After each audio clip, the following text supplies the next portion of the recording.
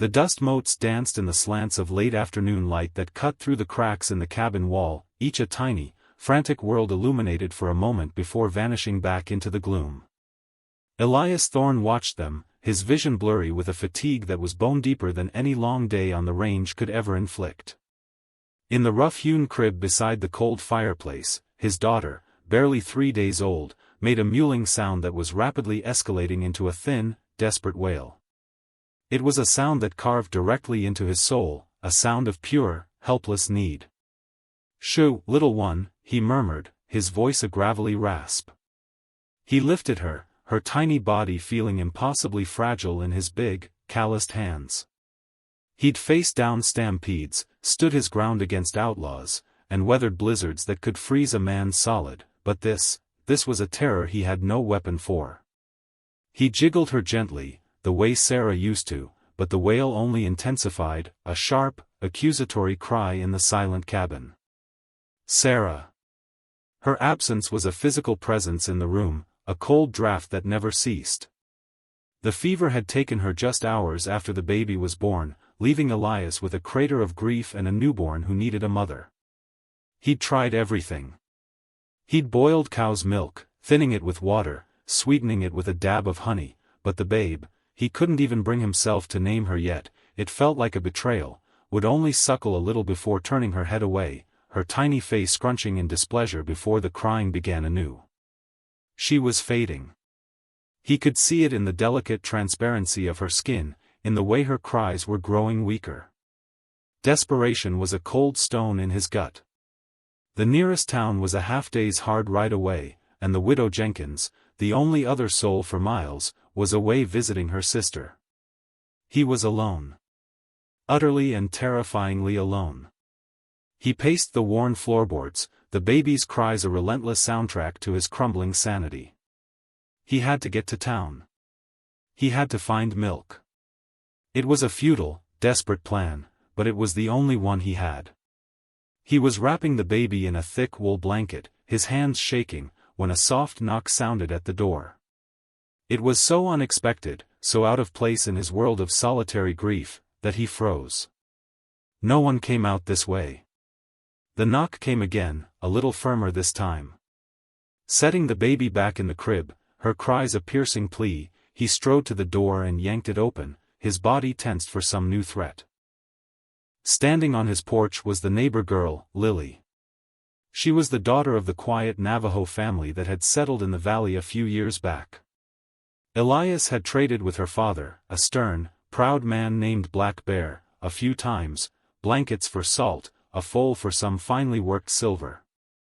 He'd seen Lily from a distance, a slender figure tending to their garden or walking with a quiet grace that seemed at odds with the harsh land.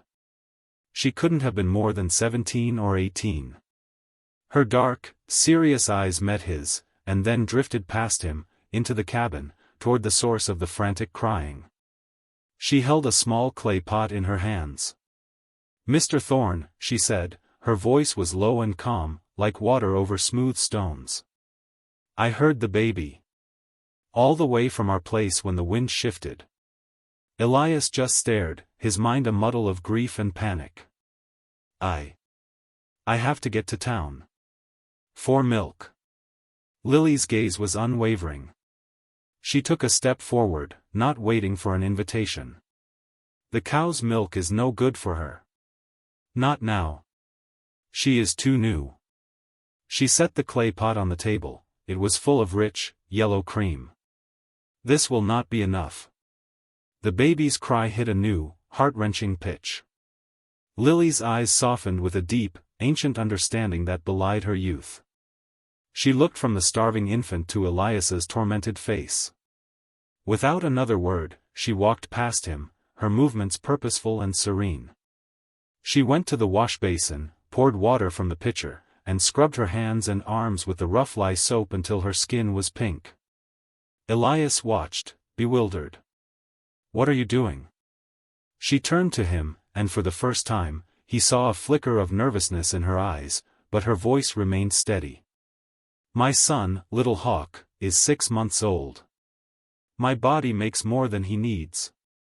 It is a mother's way." She took a slow breath, her gaze direct and unflinching. "Let me feed her." The words hung in the air, so simple and yet so profound that they stole the breath from Elias's lungs. It was an offer of such intimate, primal charity that it felt both shocking and sacred. His pride, his ingrained self-reliance, warred with the sight of his dying daughter. The wail from the crib decided it. Pride was a luxury he could not afford. He gave a single, stiff nod, his throat too tight for words. Lily moved to the rocking chair by the cold hearth, the very chair where Sarah had sat so many evenings. She settled into it, arranging her simple calico dress. With a reverence that made Elias's heart ache, she lifted the crying baby from the crib. She cradled the infant, humming a low, melodic tune that was unlike any lullaby Elias had ever heard. It was a song of the earth, of wind and river. Then, with a natural, unashamed grace, she guided the baby to her breast. The change was instantaneous. The frantic, desperate cries ceased, replaced by soft, contented suckling sounds. The tense little body relaxed into the curve of Lily's arm. A silence descended upon the cabin, a silence so deep and peaceful it was louder than the crying had ever been. Elias stood rooted to the spot, watching as the color seemed to seep back into his daughter's cheeks, as the frantic knot of her tiny fists unfurled. He saw the fierce, protective tenderness on Lily's face as she looked down at the child, and a dam broke inside him. He turned away, shoulders shaking, and wept silent, racking sobs of relief, of grief, of a gratitude so immense it was painful. From that day on, Lily came every day. She would appear in the late morning, a quiet figure crossing the sun-baked land between their homes. She never stayed long. She would nurse the baby, sometimes leaving behind a portion of the rich cream or a broth made from wild herbs. She spoke little, but her presence filled the cold, empty cabin with a warmth Elias had thought was lost forever. He learned her name was Little Bird, a name given for her gentle nature, not her silence. He learned she had lost her own mother the winter before. He started calling his daughter Hope, a name that had blossomed in his heart as he watched her thrive. One evening, as Lily was preparing to leave, Elias, emboldened by a gratitude he could no longer contain, stopped her. "I can't. I can never repay you for what you've done." She looked at him, her dark eyes reflecting the firelight. "There is no debt, Elias Thorne.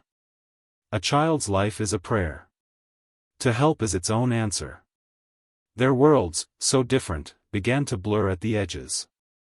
He taught her how he liked his coffee, she showed him which plants could heal a fever. He built a safer pen for her goats, she mended a tear in his best shirt with stitches finer than any he'd ever seen.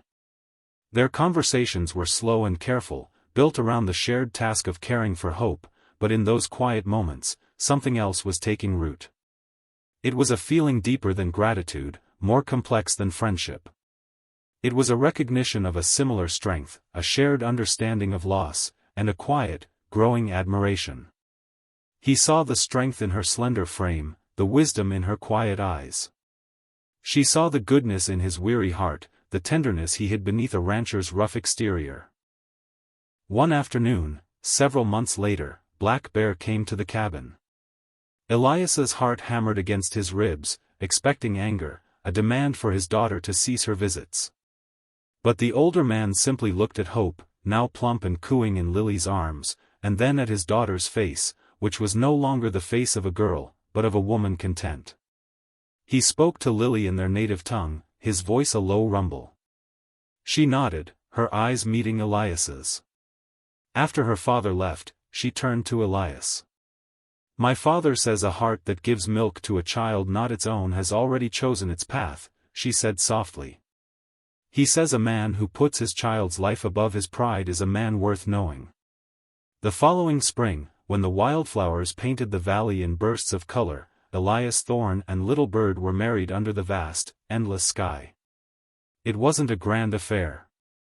The widow Jenkins stood as a witness, and Black Bear gave his daughter away with a solemn nod of approval. Hope, now a sturdy, laughing toddler with her mother's eyes, played at the feet of the woman who had become her mother in every way that mattered. As Elias took Lily's hands in his, he thought back to that desperate day, to the knock on the door that had been nothing short of a miracle. It was a story that would become legend in their family, a testament to how in the brutal, beautiful wilderness of the West, love could arrive not with a roar, but with a quiet knock, a steady gaze, and the most ancient, life-giving charity one soul can offer another. It was a love that had been fed, drop by sacred drop, and had grown to be as strong and enduring as the land itself.